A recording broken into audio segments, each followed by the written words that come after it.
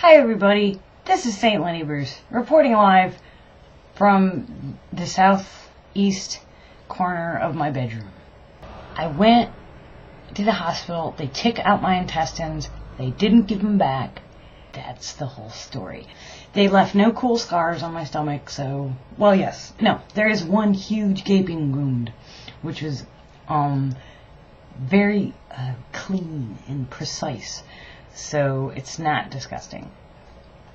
Well, I mean, it is. Of course, it's disgusting. I mean, you can see my innards. It like goes down deep, like the Grand Canyon. It's really scary. But clean looking and nothing that would scare like a child. Laura looked at me and said, "Ooh, you look so weird." She said, "Man, there's really something wrong with you. One day you're gonna self-destruct." I finally made my doctor laugh after the surgery. Apparently he was really stressed out about the surgery. He was very worried. Half the time I spent calming him down.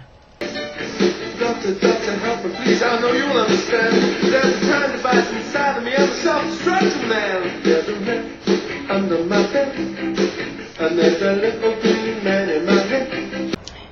Today, Pierre is bodyguarding. And I can tell you, because like right now he's doing it, but by the time I edit this and put it up, it'll all be over, so it won't be an infringement of security.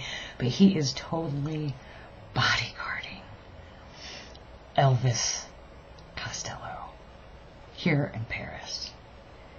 Now, Elvis Costello doesn't need like a lot of security, but he's hanging out with the guy who does with the Tom Hanks, who now is needs a lot of security because he. Ever since he stopped wearing dresses to amuse people, he has needed a lot more security. And I guess that's true of a lot of people. Every few days I change my desk area, and I usually take a picture of it. And, usually made of various pieces of plank. I have a tiny obsession with planks of wood. This is the descal area. This is the working area, writing, and a small book collection. Since all my books are thousands of miles away, for reasons science can't explain. There's some plank, 2 pieces of plank, a wooden chair, of course. There's a big piece of plank leaning up against the desk. Here is some guy who, this is his military card. That's a map of, like the moon. And that's my magnifying glass. And then on this map, there's the writing, the notes. Now I use Post-its. Or, not Post-its because that's a brand name, but sticky notes.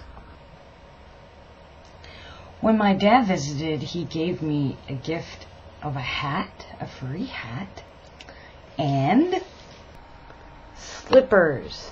And there's the writing, which is being edited, because I need an editor. So if you could magically turn into an editor and edit my story, that would be great. If it makes money, I'll give you a bunch of money.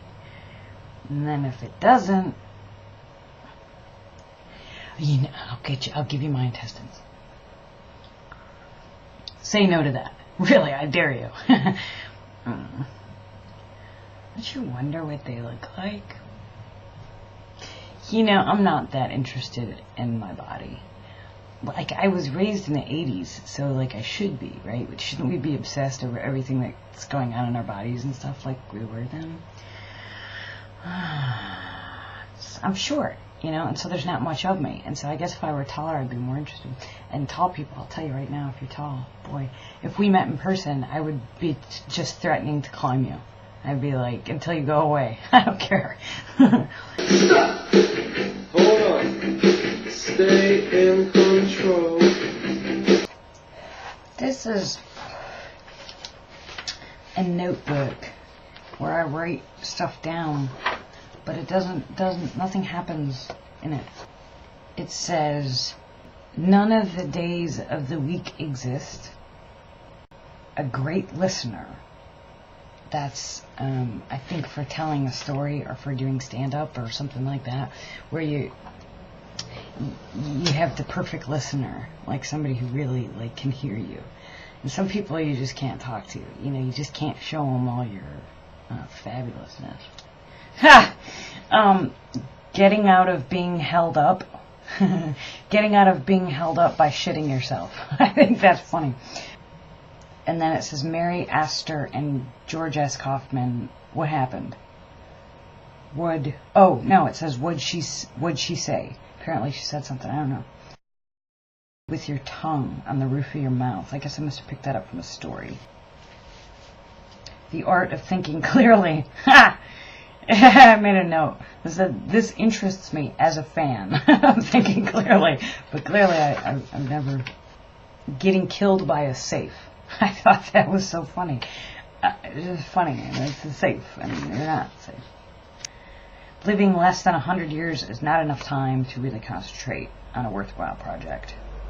Here's a list of people. Dig this list. Is this stupid? Should I tell you this? I'm going to tell you this. Here's the list of people. That's the title. All right. William Shawn. That is the editor of the New Yorker. Wallace Shawn's dad. Was. Because, you know, he died. And maybe 80s or something. Who gives a shit? Oscar Levant. Mort Saul. Ernest Becker. The guy who told the authorities about torture.